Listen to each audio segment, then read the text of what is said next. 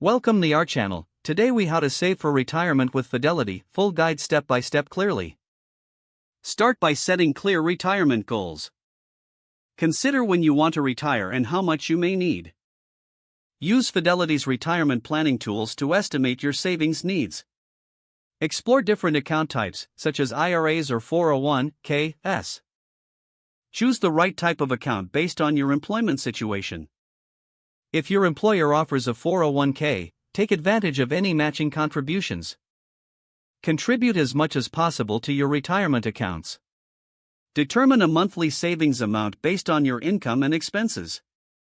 Set up automatic contributions to ensure consistent savings.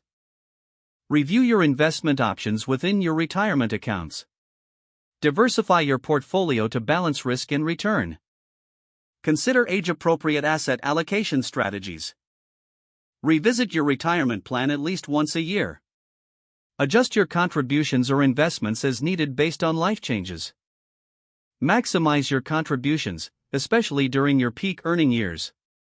Use Fidelity's tools to track your progress towards your retirement goals. Stay educated about retirement planning through Fidelity's resources. Consult with a Fidelity advisor for personalized advice if necessary. Keep an eye on fees and expenses associated with your investment choices. Be patient and stick to your long-term investment strategy. Remember, the earlier you start saving, the more you'll benefit from compound interest. Celebrate your milestones along the way to stay motivated in your savings journey.